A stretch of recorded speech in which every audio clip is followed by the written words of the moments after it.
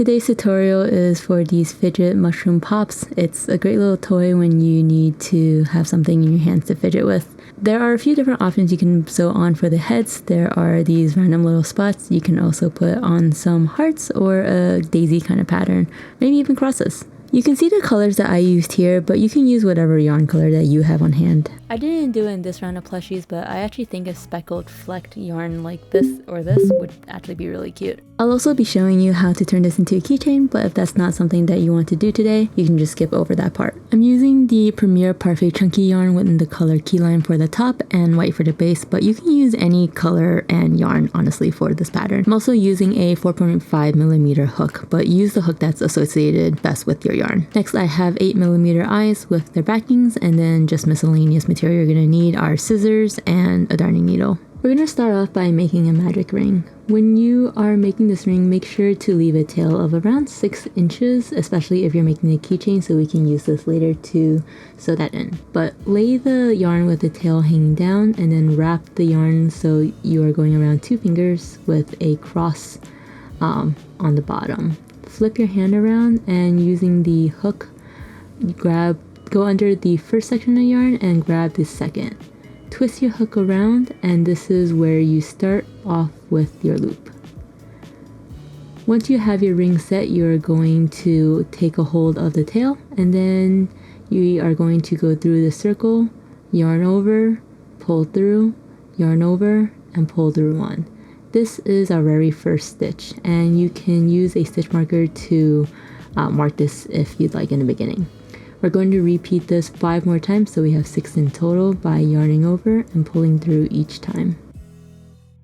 One recommendation I have if you're using a chunky yarn similar to this is to make your stitches pretty tight when you are doing your first row, because when it comes time to close your ring, you're going to have to pull your tail, and if the stitches are too tight, it will be really hard to pull your tail through. Once you have finished, you should be able to count out 6 stitches in your magic ring. You will then take your tail to pull the ring to close and wiggle it through if it starts to catch a little. You want the gap to be as small as possible here, so try to tighten it as much as you can without breaking the yarn. Starting with the second row, go into your first stitch. Be careful that the first loop that you made when making the magic ring is not a stitch. When you insert your hook, yarn over, pull through, yarn over, and pull through again. This is your very first stitch, so you can grab a stitch marker to mark it so you don't lose your place.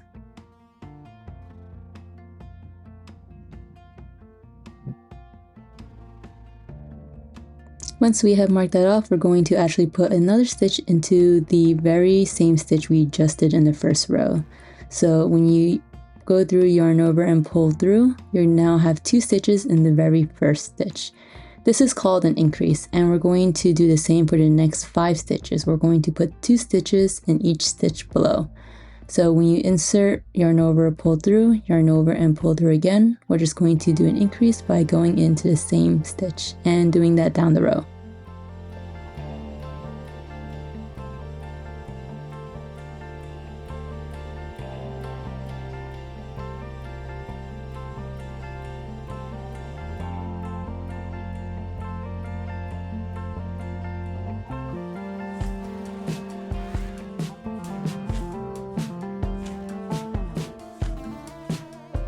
So once you have finished your row, sometimes I like to tighten my magic ring just to make sure we are all closed up. Once you have finished your row, you can take the stitch marker out so we can start the next row. Round 3 is a repeat of increase and single crochet 6 times. So once you have put in the first stitch, you're going to put in the stitch marker to mark our very first stitch, and then insert our hook, yarn over, pull through, yarn over, and pull through. So we have just put an increase into our first stitch. After this, look for the very next V, which is the next stitch, where you will just put 1 single crochet.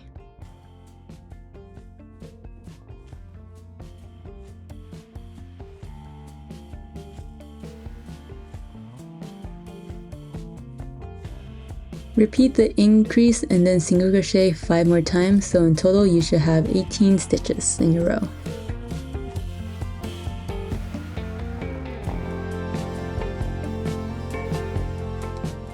For round 4, we're going to copy the same trend of increasing and now single crocheting too. So in the very first stitch, we're going to put an increase with 2 stitches into the very first stitch below. Don't forget to put a stitch marker into your first stitch. And then after this, we're going to find the next 2 V's or stitches and single crochet into those. Once you're done repeating this for a total of 6 times, we're going to have a stitch count of 24.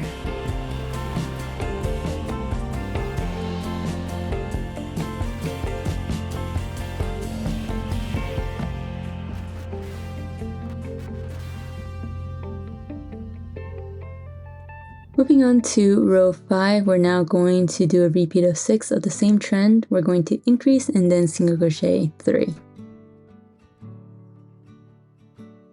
Again, don't forget to mark off your first stitch with your stitch marker so you don't lose your place. Repeat this for a total of 6 times, so you should have a total of 30 stitches, and I will meet you back at the end so we can do our last row of this color.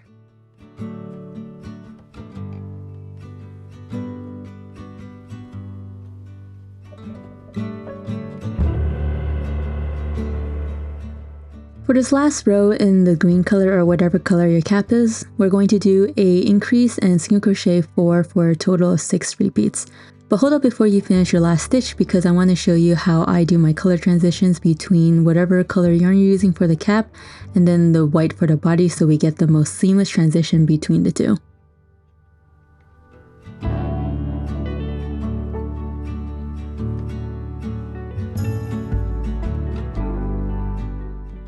I'm wrapping up the last couple of my stitches here, and once I have reached my last stitch, I'm actually going to get my white yarn prepared so I can do my color change.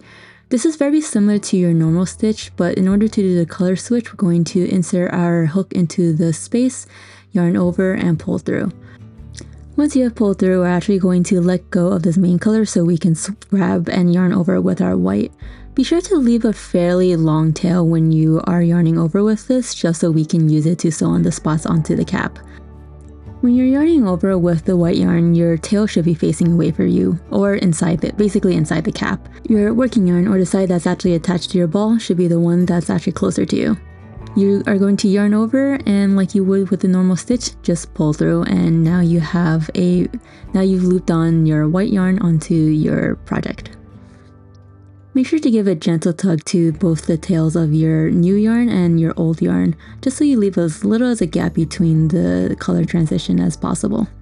Another way I like to make the transition as seamless as possible is to just insert a slip stitch into the next stitch. To do this, you just insert your hook into the next stitch, yarn over, pull through both loops.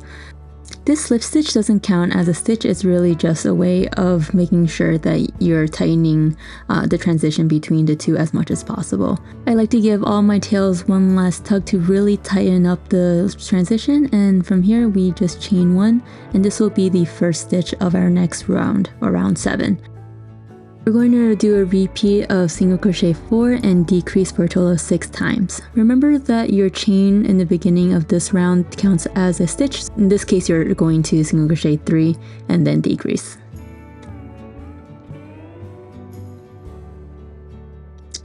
At this point, I also like to cut the yarn that I was using for the cap, although you can really cut this at any point. You don't need to leave a long tail. This one is just going to be stuffed inside our cap.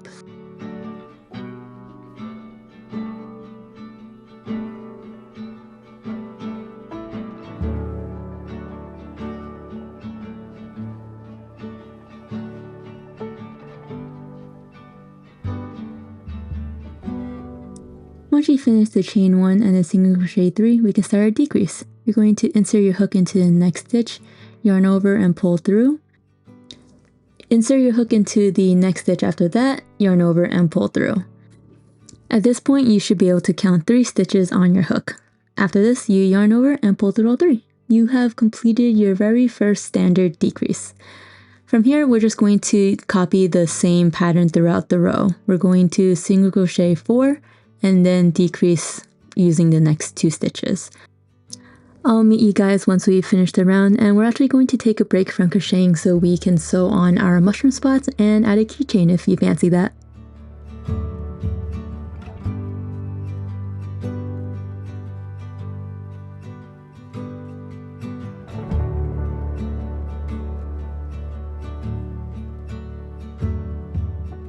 I just finished my last decrease and now I'm starting on the next round, but first I'm going to drop my hook and make my loop really long.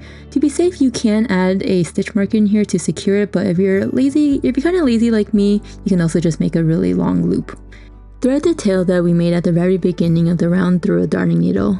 Careful to not have your fluff running everywhere, because if it starts falling off the tail, it can make it really annoying to sew on. If this does happen, you can just cut a new piece of white yarn to sew on your mushroom spot. These mushroom spots are pretty random, so you can add as many or as little as you like. I usually like to make mine 2 stitches wide and 1 stitch tall and make sure I get all the rows on my green cap as much as possible.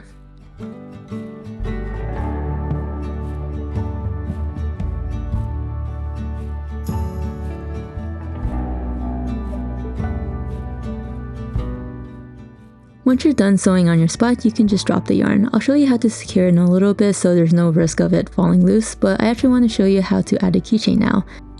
If you don't want to make a keychain, you can just skip to the timestamp on the top right where we'll secure the yarn.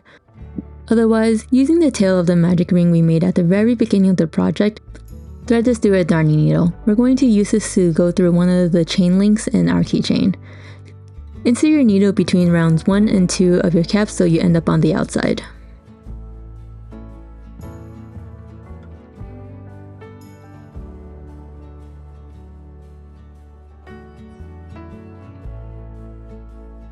Grab your keychain and using your needle, just go straight through the very bottom link on your keychain. We're going to now poke the needle back into the center from outside in.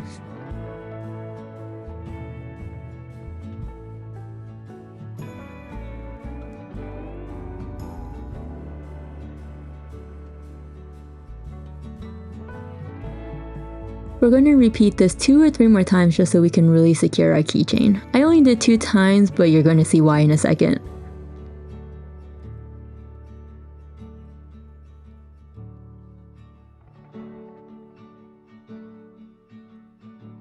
Yup, I fell victim to fuzzy yarn, so if this happens to you, no worries, you can secure more if you'd like with a separate thread, but 2 should be enough.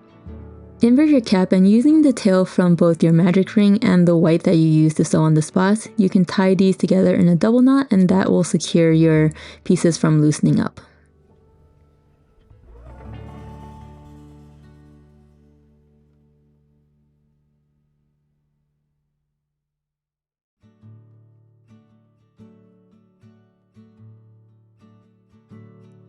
And now back to the mushy. Inserting your hook into your loop and making sure to tighten that down. For round 8, we're just going to single crochet 3 and then do a decrease.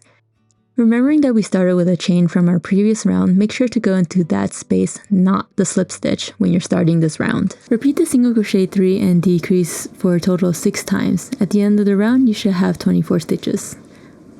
After that, I will meet you guys back for round 9.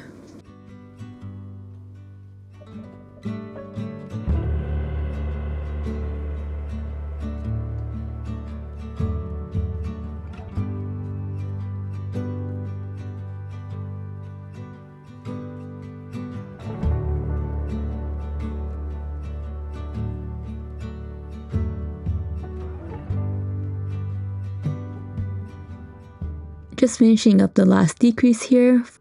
For this round, round 9 and round 10, it's a similar trend of decreasing the number of single crochets as you go on to each round. So I'll put on the bottom of the screen how to do those next 3 rows. This is essentially the bottom of our cap.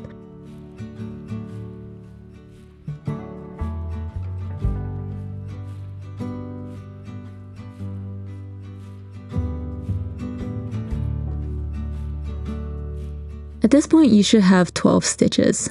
For rounds 11 and 12, we're just going to single crochet straight through. No increases or decreases here.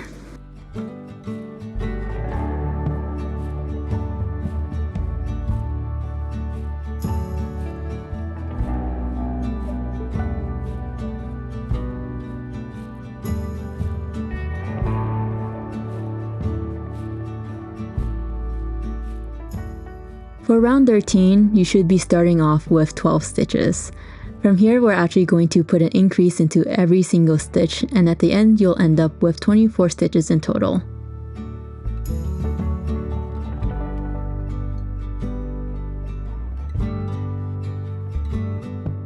For rounds 14 and 15, we're just going to do 2 rows of just single crochet. Again, no increase and no decrease. This part of the pattern is where the body really starts taking shape. So once you're done here, I'll meet you back at the end so we can start round 16.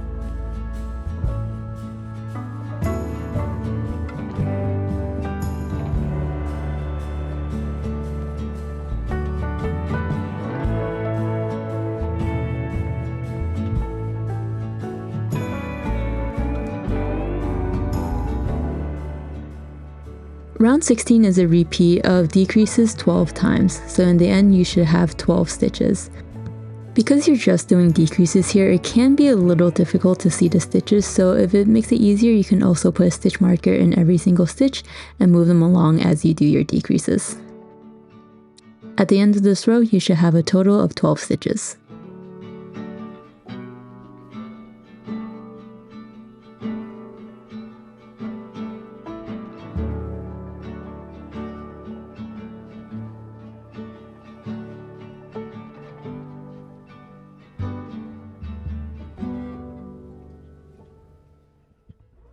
Once you've done your very last decrease, you can again make a really big loop or put a stitch marker in the loop so you don't lose your place.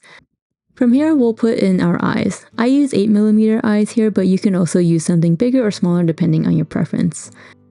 On the opposite side of your loop, or where your row ends and begins, insert the eyes between rows 14 and 15, 3 stitches apart.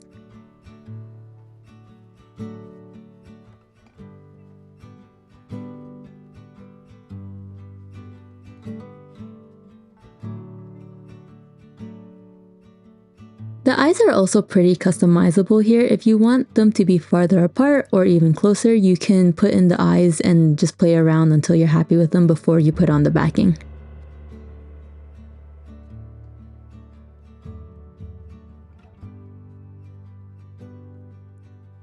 Make sure you're happy with the eye placement before you put on the backing, because while it is possible to remove, it is really freaking hard.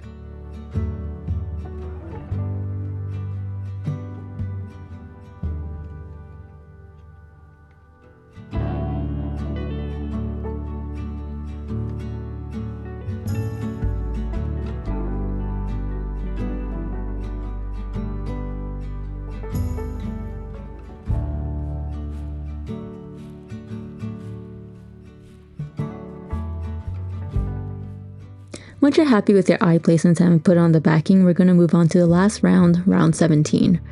We're going to do a round of decreases 6 times, so in the end you should have a total of 6 stitches. Once you're done with the last decrease, I'll meet you at the end for the final steps of the mushi.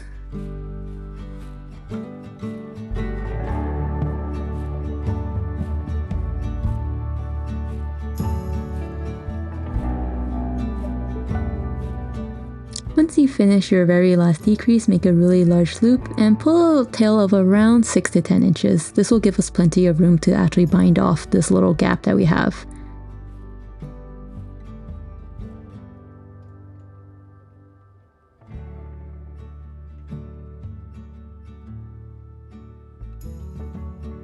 Pull out your working tail so you're no longer attached to your ball of yarn, and grab a ball of cotton. We only want the cotton in our body here, and in order to do that, you just have to squish the cap so it's pretty flat. We made the top part of this mushroom pretty tight so the cotton will not escape into the cap. The key to making the mushroom pretty nice and squishy is only using a little bit of cotton at a time when you're filling this up. You also want to make sure that you're using enough cotton that your mushroom is filled, but not so much that it is really hard to squish and it's like super dense. Just keep squeezing as you go, and you should have a pretty good feel of when you've used enough cotton.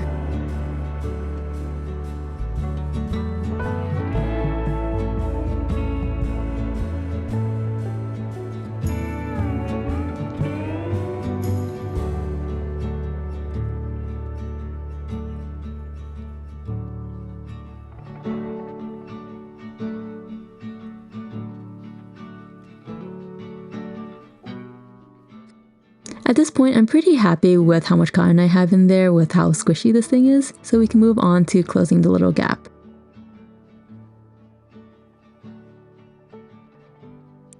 Grab the tail you made earlier and thread it through a darning needle. To close the gap, we're going to go from inside out through the front loop only. Normally when you go through stitches, you go through both loops, but for the front loop only, it is the side of the stitch that's closest to you. If you have trouble finding it, you can actually go through both loops as well. It's not a huge difference. I find that this way gives you a slightly smaller gap.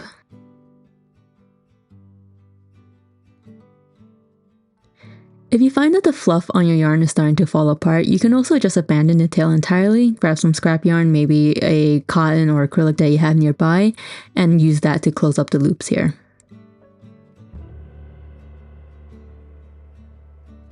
When you're done going through all the loops, just pull your tail pretty gently so you don't break the yarn, but make sure your gap is closed.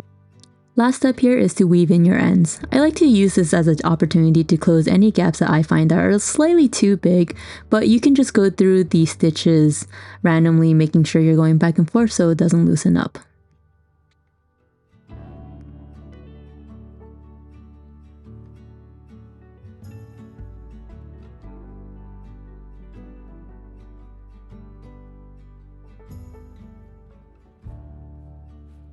After you're done weaving your ends back and forth and you're happy with how it looks, I like to use my scissors to poke the tail back into the body. And that's it. We have our new mushie. If you do decide to make it, I'd love to see it. You can tag me on my socials here. If you prefer a written version, I have one on my Etsy. But yeah, I hope you guys enjoy and have a wonderful day.